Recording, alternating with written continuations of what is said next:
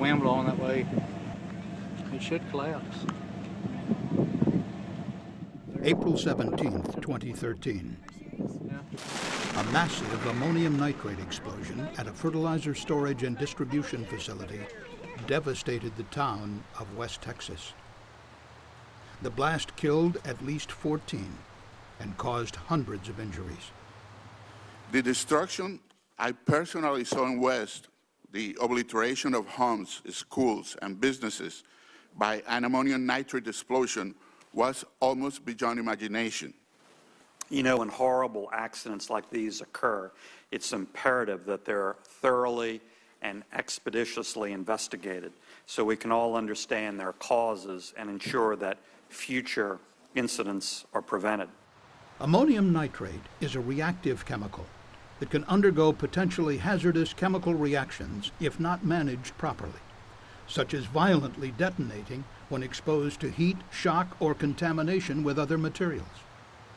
During the CSB's investigation, it discovered that the West Fertilizer Facility stored approximately 60 tons of ammonium nitrate fertilizer in combustible wooden storage bins inside a combustible wooden building, did not have a sprinkler system in case of fire, and was located very close to homes, schools, and hospitals. The CSB considers the West explosion to be among the most serious U.S. chemical incidents affecting the public in many decades. That's what they said. So this should be a wake-up call for all of us, and we must take steps to ensure that all such disasters never happen again. The CSB found that ammonium nitrate storage falls under a patchwork of U.S. standards and guidance, which do not prohibit nor discourage many of the conditions that likely contributed to the disaster in West Texas. The fertilizer industry tells us that U.S. sites commonly store ammonium nitrate still in wooden buildings and use wooden bins, even near homes, schools, and other vulnerable facilities. This situation must be addressed. OSHA's explosive standard does not prohibit wooden bins or wooden building construction, and does not require sprinklers unless more than 2,500 tons of ammonium nitrate is present. And ammonium nitrate is not one of the listed chemicals that triggers coverage under OSHA's Process Safety Management Standard. EPA's risk management rules covered the toxic anhydrous ammonia stored in tanks at the facility, but not the tons of potentially explosive ammonium nitrate. In 2002, the CSB issued a study on reactive hazards, such as uncontrolled chemical reactions, with significant increases in temperature or pressure. The board recommended that both OSHA and EPA expand their standards to include reactive chemicals and hazards. But more than a decade later, neither agency has acted upon the recommendations. Ammonium nitrate will likely have been included if the EPA had adopted in our 2002 recommendation to include in the list reactive chemicals under its risk management program.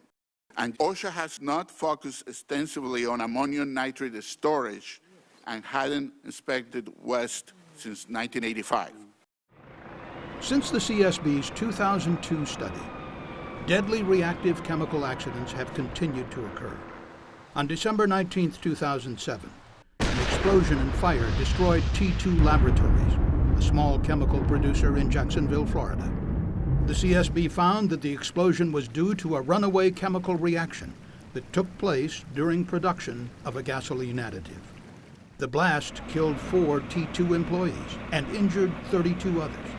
Buildings more than 1,500 feet away were damaged, and debris from the explosion rocketed up to a mile. 1 worker was fatally burned and 14 were injured on January 31, 2006, when a runaway chemical reaction led to a powerful explosion at the Synthron chemical manufacturing facility in Morganton, North Carolina. And 154 people were treated for chemical exposure following a toxic release at MFG Chemical in Dalton, Georgia on April 12, 2004. As Dr. Morey Arasso testified in the Senate hearing, the CSB believes that it is past time for OSHA and the EPA to regulate reactive chemicals. including ammonium nitrate, under their process safety rules. More must be done to assure facilities and communities with these hazards are safe.